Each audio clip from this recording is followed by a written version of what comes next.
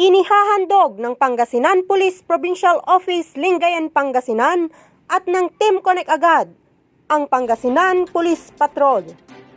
Mga balitang mula sa iba't ibang bayan ng Pangasinan ating pakatutukan.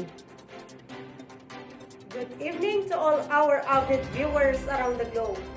Naimbag nga rabi kada kayo amin kakabsat. Masantos siya labi Pangasinan. Isang maaliwalas at mapayapang araw ng Biyernes sa ating lahat. Narito na naman kami upang ihatid sa inyo ang mga bagong balita na dito nyo lang mapapanood sa Pangasinan Police Patrol.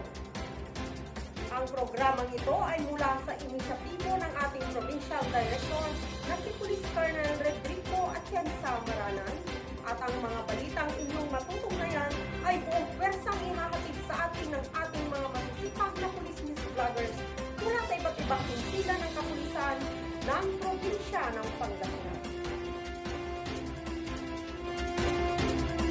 At sa ulo ng ating mga balita, mga operasyon ng kapulisan na matagumpay na naisakatuparan sa bayan ng Urbistondo, tutukan. Sa bayan ng San Jacinto, isang suspek sa pagbebenta ng iligal na droga, kulong. At ang kapatid nito, kulong din. Ang dahilan, tutukan. Ilang bala ng baril na kumpiska sa isinagawang search warrant operation ng kapulisan sa bayan ng Santa Barbara, tutukan. Kasong perjury na dahilan ng pagkaaresto ng isang lalaki, ating tuklasin. At dagdag kaalaman upang kalusugan ay maalagaan, abangan.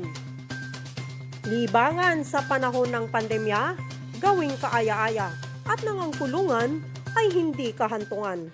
Yan ang mga kaganapan sa bayan ng Tayug na dapat nating pakatutukan. Ito katao kinasuhan sa bayan ng Lawak. Ang dahilan, abangan.